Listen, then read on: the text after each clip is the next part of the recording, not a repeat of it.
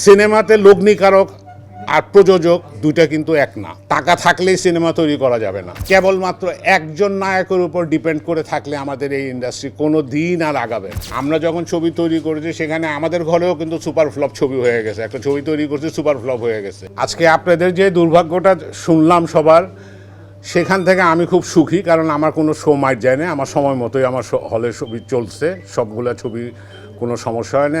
মুক্তিপ্রাপ্ত 5টা ছবি আমার এখানে চলছে বা চলতেছে এখনও। আমি ক্ষতিগ্রস্ত হইনি, কিন্তু আপনাদের যে ক্ষতিগ্রস্ত আপনারা যেটা হয়েছে, যেটা শোনার পরে আসলে এইটা মেনে নেওয়া যায় না।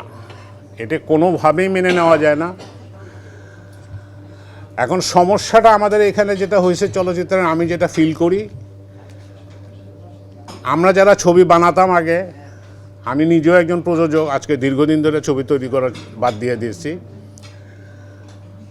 আমাদের মধ্যে আমরাই ছিলাম ফাইন্যান্সার, যারা টাকা লগ্নি করতাম। আমরা নিজেরাই প্রযোজক ছিলাম।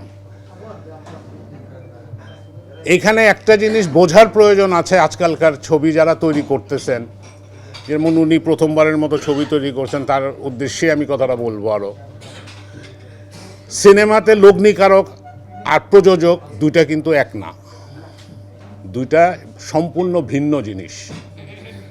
টাকা থাকলেই সিনেমা তৈরি করা যাবে না। সিনেমা তৈরি করতে হলে একজন প্রযোজক লাগবে, যে কমপ্লিট সময় দিবে ওই ছবিটাকে তৈরি করার জন্য। তো সেই জিনিসগুলা দেখা দরকার। আর যেভাবে হল মালিকগুলা ক্ষতিগ্রস্ত হয়েছে, আমি জানি না তার কী অংশ কিভাবে আপনারা এটাকে মেকআপ করে দিতে পারবেন, সেটা আলোচনা করেন।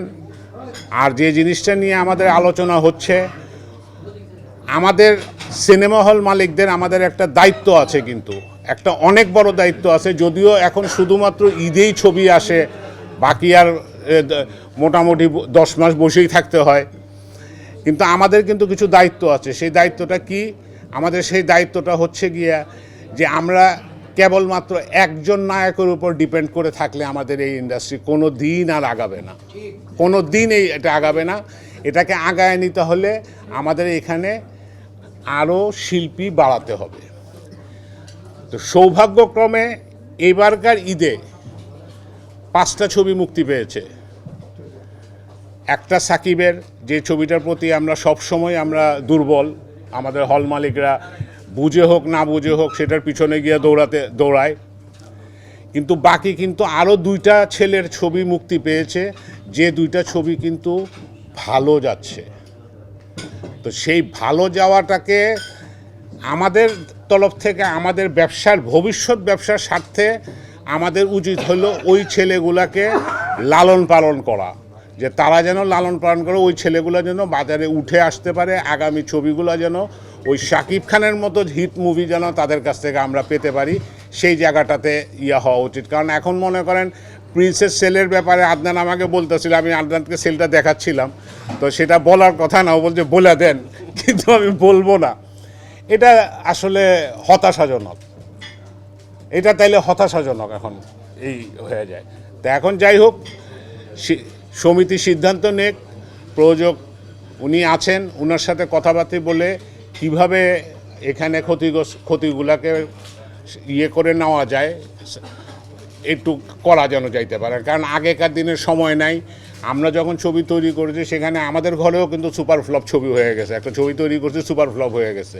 কিন্তু কি হলে কি, বা ঘরে আরও 10টা ছবি ছিল, একজন প্রযোজক আইসা বললো ভাই মরে গেছি, এত টাকা দিয়ে ছবি নিলাম, ব্যবসা হয় নাই। তখন দেখা যায় তো বলতাম, আচ্ছা ঠিক আছে, আপনি কোন 2টা ছবি চালাইতে চান, নিয়ে যান। এই 2টা ছবি চালায় আপনি কিছুটা হইলেও টাকা কাভার করেন। আজকালকার তো আর সেই সুযোগও নাই করার জন্য। এখন কিভাবে করবেন, ওনার সাথে আপনারা এত মানুষের সামনে বসে তো এটা আলোচনা করা যাবে না। আপনারা কয়েকজনে মিলে তার সাথে বসে এই বিষয়টাকে নিয়ে আলোচনা করে এটাকে শেষ করা উচিত। আপনারা সকলকে ধন্যবাদ।